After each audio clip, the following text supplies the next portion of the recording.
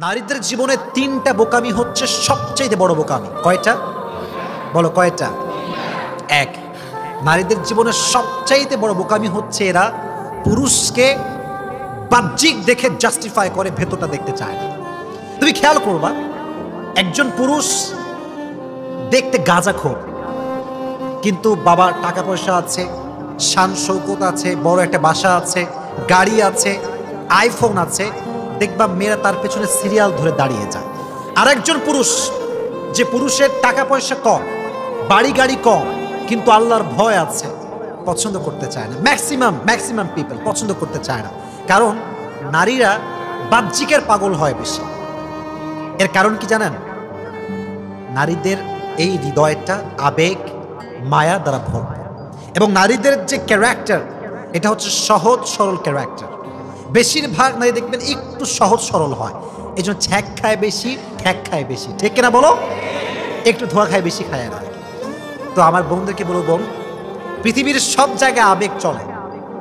যদি আপনি সব জায়গায় আবেগ দেখান, একদিন না একদিন পুষিয়ে যাবে। যেমন একটা ফোন কিনবেন, একটা কিনতে চাচ্ছেন, আর একটা কিনে ফেলেছেন ভুল করে, ঠিক আছে, আর একটা ফোন আগামীতে কিনা যাবে। কিন্তু মনে রাখবেন বোনেরা আমার, পৃথিবীর সব জায়গায় আবেগ চললেও এক জায়গায় আবেগ চলে না। আবেগটার নাম হচ্ছে, যখন লাইফ পার্টনার চুজ করবেন, তখন আবেগ দিয়ে নয়, বিবেক দিয়ে কাজ করতে হবে। বিবেক দিয়ে কাজ করতে হবে। একজন পুরুষ দেখতে স্মার্ট, দেখতে সুন্দর, ঠাস করে বিয়ে করে ফেলবেন, ঠিক না। কারণ অনেক পুরুষের উপরে ফিটফাট, ভেতরে সদরঘাট। ঠিক না বলো? এই আবেগে পা দিবেন না। এই জন্য বোনদেরকে বলছি, আমার বোনেরা, স্বামীকে বাছাই করার ক্ষেত্রে খুবই সাবধান। মনে রাখবেন, একজন নারীর জীবন নষ্ট করবার জন্য একজন খারাপ স্বামী যথেষ্ট। ঠিক কিনা বলো? একজন খারাপ স্বামী, সে তার স্ত্রীর জীবনকে শেষ করে দেয়, সন্তানের জীবনকে শেষ করে দেয়, পুরো পরিবারকে মাটির নিচে মিশিয়ে ধূলিসাৎ করে দেয়। ঠিক কিনা বলো যুবকেরা?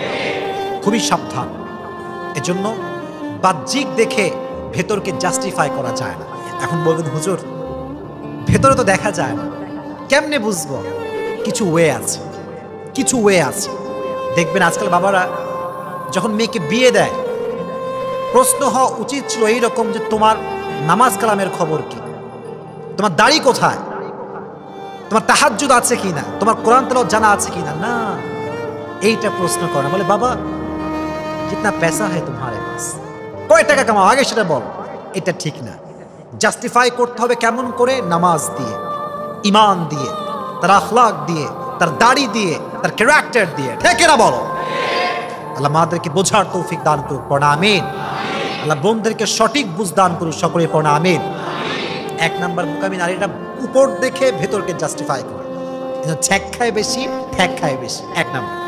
দুই নাম্বার, নারীদের জীবনের সবচাইতে বড় বোকামি হচ্ছে, অনেক মেয়ে দেখবেন বিয়ের আগেই হারাম রিলেশন করে। আছে না নাই? বলো বলো, আছে না নাই? বিয়ের আগেই প্রেম, বিয়ের আগেই ভালোবাসা। তো মেয়েটা মনে করে যে, এত সুন্দর পুরুষ আমি পেয়েছি, সে যা বলবে তাই করতে হবে, যদি আমি না করি সে আমাকে বিয়ে করবে না।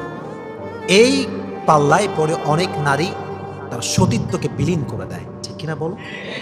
সতীত্বকে বিলীন করে দেয়। বোনেরা আমার, একটা কথা মাথায় রাখবেন, বিয়ের আগে কোনো পুরুষের সঙ্গে সম্পর্ক হালাল না হারাম। আর যে পুরুষটা আপনার সতীত্বকে নষ্ট করতে চায়, সে আপনাকে আপনার রবের সঙ্গে গাদ্দারি করতে শেখায়। আর যে আপনাকে রবের সঙ্গে গাদ্দারি করতে শেখায়, সে যে আপনার সঙ্গে গাদ্দারি করবে না আগামীকালে, কোনো গ্যারান্টি আমাদের কাছে নাই। ঠিক না বলো?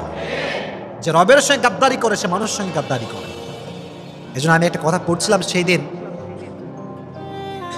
मोहब्बत करने वाला हमेशा इज्जत को बचाता है और नफरत करने वाला हमेशा इज्जत को डुबाता है। যে তোমাকে ভালোবাসে, সে তোমার সম্মানকে রক্ষা করবে, আর যে তোমাকে ঘৃণা করে, সে তোমার সম্মানে আঘাত করার চেষ্টা করবে। এজন্য যেই পুরুষ নারীর সতীত্ব নিয়ে ছিনিমিনি খেলে, সে কি আসলে ভালো মানুষ না ধোঁকাবাজ? ভালো মানুষ না ধোঁকাবাজ?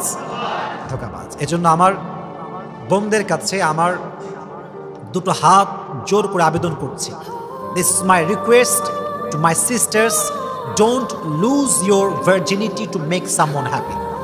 কোনো পুরুষকে সুখী করবার জন্য যে সতীত্ব নষ্ট করবেন। একটা কথা মাথায় রাখবেন, নারীর সতীত্বকে আল্লাহ তাআলা পুরুষের চাইতে অধিক মর্যাদা দান করেছে। সুবহানাল্লাহ পড়ে। আর একটা কথা যুবকরা সবসময় মাথায় রাখবা, একজন পুরুষ যাকে বিয়ে করবে সে চায় তার জীবনের নারীর অতীত সুন্দর হোক। আর নারী যখন কোনো পুরুষকে বিয়ে করে সে চায় তার পুরুষের ভবিষ্যৎ সুন্দর হোক।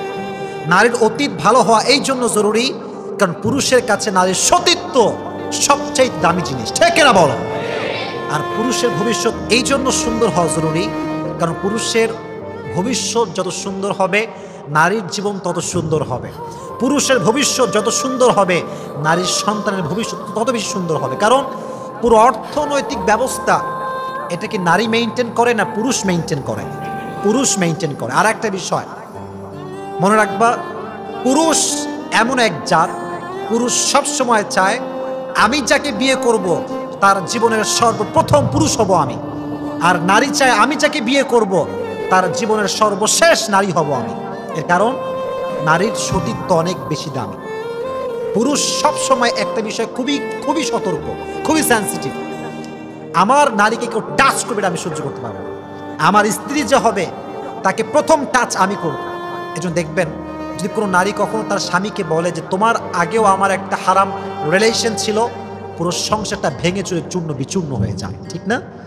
পুরুষ এটা সহ্য করতে পারে না। এজন্য বোনেরা আমার, কখনো কোনো পুরুষের পাল্লায় পড়ে বোকামি করে সতীত্বকে বিলীন করা যাবে।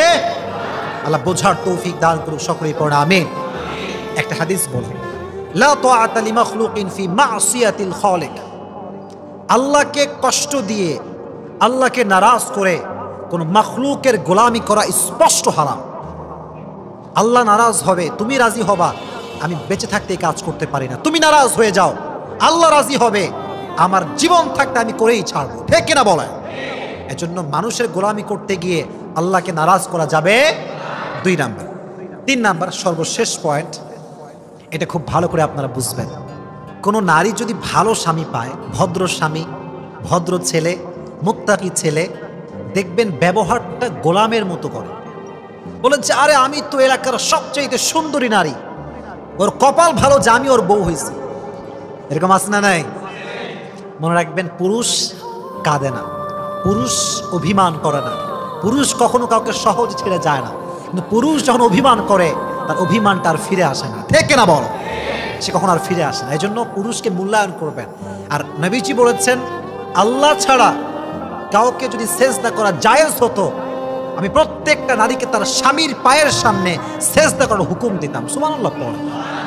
এই জন্য বোন আমার, বোকামি করে স্বামীকে অমূল্যায়ন করবেন না, অবহেলা করবেন না। মনে রাখবেন, যার জীবনের স্বামী আছে তার সব কিছু আছে। যার জীবনের স্বামী আছে তার জীবনে ভালোবাসা আছে। যার জীবনের স্বামী আছে তার জীবনে যত্ন আছে। যার জীবনের স্বামী আছে তার ভবিষ্যৎ সুন্দর হবে। আর যার স্বামী নাই তার কোনো কিছুই নাই, ঠিক কিনা বল? স্বামীকে মূল্যায়ন করতে হবে। বোকামি করে স্বামীর সঙ্গে খারাপ ব্যবহার করা যাবে। আল্লাহ যে বোনরা আমাকে শুনছে মাইক থেকে এবং অনলাইনে যারা শুনবে, সবাইকে আল্লাহ বোঝার তৌফিক দান করুক, সকলেই পড়ে আমিন। আল্লাহ আমাদের সবাইকে পরিপূর্ণ রোজাগুলো রাখার তৌফিক দান করুক, সকলেই পড়ে আমিন।